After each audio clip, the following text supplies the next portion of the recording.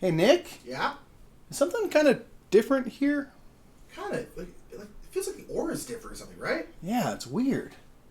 Oh, well, let's just do this thing. 3, 2, 1, bro.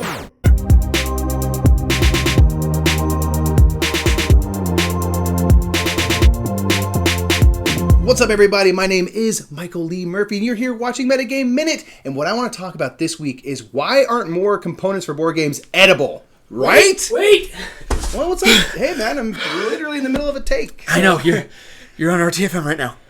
We're on RTFM right now? Yeah, the wires got crossed or something.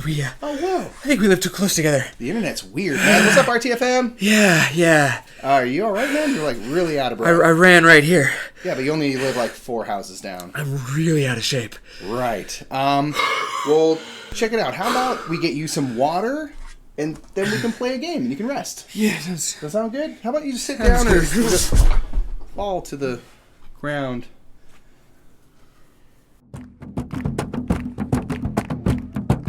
Hey, folks, that was weird, the thing that we just did. Yeah. I'm at the Brothers Murph's house, where we just played Spirit Island. We did. Yes. Spirit Island. Now, I'm with them because I want to talk about something specific. I have played Spirit Island. I've had it for over a year, and I still play it all the time. I love this game. I'm very used to it. I'm comfortable with it. But these folks hadn't played it. Mike has now played it a couple of times. Nick, this was your first time playing it.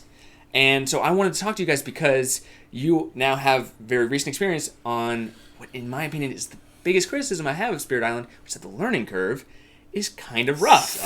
Bit steep. Yeah.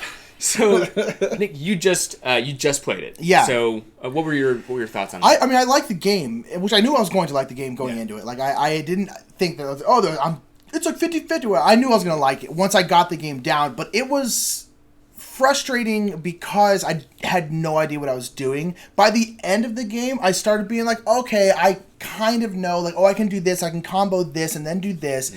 But, like, there's a few first turns where I was, like, really flustered, and, like, because it's like, if I'm in a competitive game, I don't know what I'm doing, I don't care that much, because I just don't care if I win or lose. Yeah. But in this case, it's a team game, so, like, if we lose because of me, I'll be really upset. And so it's like, I was really upset, not upset, so that's the wrong word, but I was frustrated, because I was just like, just imagine, it's like, why can't you go, I'm just really upset. I was just like, I didn't have a hard time right now. I lose it to Han.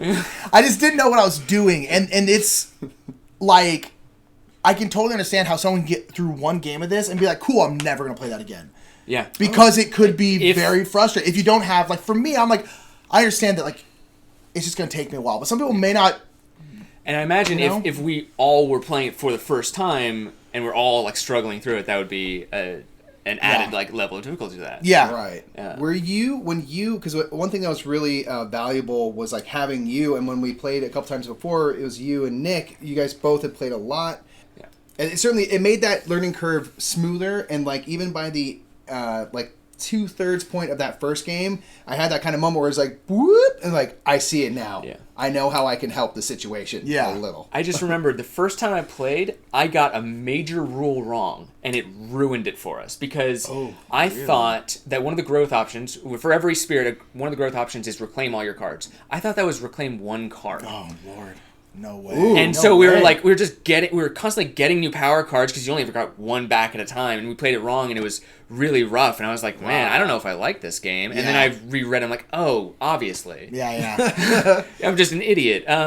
Cool. So it was rough, but, like, so now having played it a few times, you're starting to see all the avenues, all the, like, branching possibilities. Yes. Like, it's just the main thing that helps you is just understanding the order that things are going to happen. Things are going to ravage first. Okay, priority 1. Then we're going to build. Okay, if I can help avoid a build this turn, that'd be great. Priority 2. We don't know where it's going to explore, but you can start to do some deduction with, like, sand hasn't come up for a while. Yeah. Let's maybe try to prepare for that.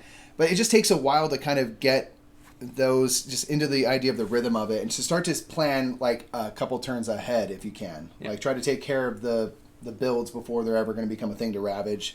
And then also familiarity with the spirits. Like, in this game, I played the spirit that I played the first time, and I had much more idea of how to make it useful, how to help my teammates and stuff, so that was really cool. And it's just, I feel so much better now in my second and a half play than I did in my first. Yeah. By a lot. So. Yeah. So that's pretty much all I wanted to talk about. It's a very cool game. The learning curve is a lot, Yeah, but it's steep.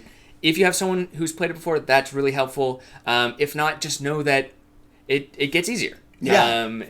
And just try to enjoy the experience of it rather than like the fact that you didn't do that well. Yeah. We actually won. We actually had a really good game, but it's like, yeah, just and understand that it's gonna take you a few games and then you'll get. But that's the thing. Like, I love a hard co-op. I want it to be hard, and the thing that's great, and I think what good co-ops promote is like talk to your teammates. Yes. Like, think about things, because now Nick got to learn based on hearing how I was going to play my spirit, and I got to learn from him and you. So the more you talk and stuff, just the better we'll all get. So the one more thing that I wanted to ask you guys about. So because I've played this game a lot and I have a lot of experience, I'm always a little bit concerned about quarterbacking. okay, yeah. Where, like, if you don't know what quarterbacking is, it's when you are doing a cooperative game and one person's played it a ton and they dictate the strategy and they basically take your turns for you. Yeah. So I always want to avoid that because that's not fun. Everyone hates that guy. Yeah, it's a bad guy. Everyone does. So this game, I feel like it is a little susceptible to that. It can be. But this is like one of the very few games where I think a bit of quarterbacking is pretty harmless because the game is so heavy that like you're just gonna like there are times where I was like, should I do this? You're kind of like, and I'm literally just like, just tell me what I should do because I don't know, and it's frustrating me that I don't know. Whereas let's say Pandemic is a very like gateway. Yeah. That game, it's like, no, just let people choose because the game's light enough where they can choose on their own. But this is one where I think quarterbacking is not nearly as big of a deal because it actually probably would help someone understand stuff and enjoy the experience more than if you just let them make all the mistakes. Yeah, and I think it's how you go about it. Like, don't say, before we proceed, I need everyone to show me your card. Yeah, and exactly. Get clearance.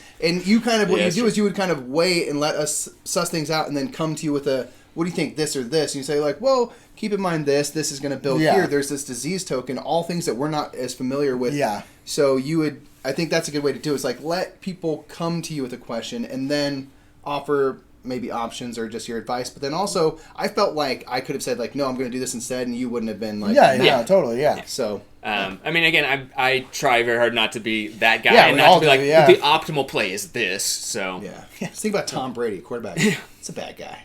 You don't want to be that guy. Don't be Tom Brady, folks. Yeah, come on.